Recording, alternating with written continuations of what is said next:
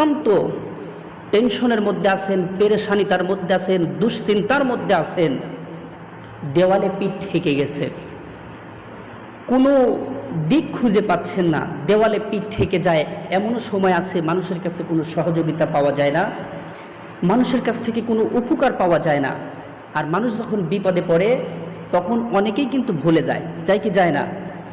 এজন্য 4টা আমল করুন। কয়টি আমল? 4টি আমল করুন। আল্লাহ সুবহানাহু ওয়া তাআলা আপনাকে টেনশন পেরেশানিতা থেকে, দুশ্চিন্তা থেকে, টেনশন থেকে আল্লাহ তাআলা আপনাকে হেফাজত করবেন। সুবহানাল্লাহ। 1 নাম্বার আমল হলো বেশি বেশি আস্তাগফিরুল্লাহ পড়া, বেশি বেশি আস্তাগফিরুল্লাহ পড়া। আস্তাগফিরুল্লাহ, আস্তাগফিরুল্লাহ, এটা বেশি বেশি পড়া। বিশ্বনবী রাহমাতাল লিল আলামিন তাওবা করেছেন, যার জীবনে কোনো গুনাহ নাই, জীবনে কোনো পাপ করে নাই, বিশ্বনবী 70 বারের অধিক তাওবা পড়েছেন, ইস্তিগফার পাঠ করেছেন। বুখারী শরীফের 6307 নম্বর হাদিস। আল্লাহ রাসূল সাল্লাল্লাহু আলাইহি সাল্লামের সাহাবী আবু হুরায়রা রাদিয়াল্লাহু তাআলা আনহু হতে বর্ণিত, রাসূল সাল্লাল্লাহু আলাইহি সাল্লাম বলেন, ইয়াকুলু ওয়াল্লাহি লিয়াস্তাগফিরুল্লাহ ওয়া তুবু ইলাই ফিল ইয়াউমিল আখসারা মিন 70 মাররাতান।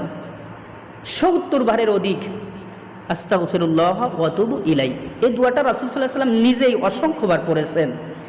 তাহলে চিন্তা করে একবার দেখেন, বিবেকটা একটাবার খাটান যে বিশ্বনবীর জীবনে কোনো গুনাহ নাই, কোনো পাপ করে নাই। বিশ্বনবী যদি 70 বার পড়ে, তাহলে আপনার আমার কতবার এই দোয়াটা পাঠ করা দরকার?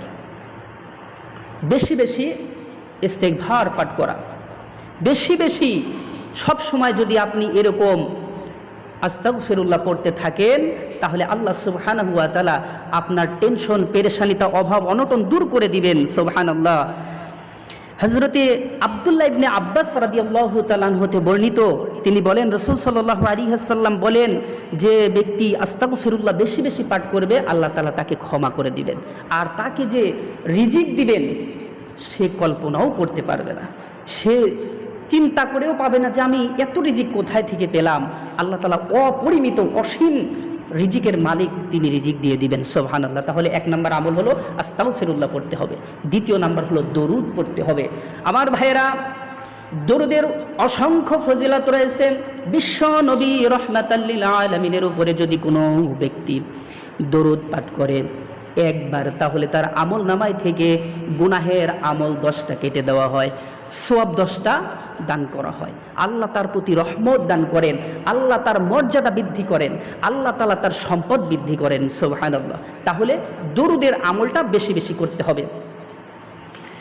বিশ্বনবীর সাহাবী হযরতে আব্দুল্লাহ ইবনে মাসউদ রাদিয়াল্লাহু তাআলা আনহু বলেন, কিয়ামতের ময়দানে যেই ব্যক্তি রাসূলের প্রতি যত বেশি দরুদ পড়বে, বিশ্ব নবীর নিকটবর্তী জান্নাতের অধিকারী ওই সাহাবী, ওই মানুষগুলা হয়ে যাবে। সুবহানাল্লাহ। আপনি একজন সাধারণ মানুষ, আপনি একজন পরিশ্রমী মানুষ, আপনি একজন ব্যবসায়ী, আপনি একজন শিক্ষিত মানুষ, আপনার আমার মধ্যে যত বেশি দরুদের আমল থাকবে, মাসউদ রাদিয়াল্লাহু তাআলা আনহু বলেন, যার যত বেশি আমল দরুদ থাকবে, আল্লাহ রসুলের নিকটবর্তী জান্নাতের অধিকারী ওই ব্যক্তি হয়ে যাবে। সুবহানাল্লাহ। এজন্য আমাদের বেশি বেশি দরুদের আমল করতে হবে। দরুদ আমল ব্যতীত আল্লাহর দরবারে কোনো দোয়াই কবুল হয় না। এই দরুদের আরও অসংখ্য ফজিলত রয়েছে।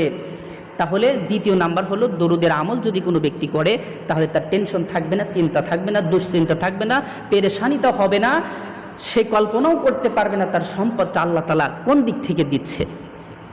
3য় নাম্বার হলো দোয়া ইউনুস পাঠ করা, লা ইলাহা ইল্লা আনতা সুবহানা ইন্নী কুনতু মিনাজ জালিমিন।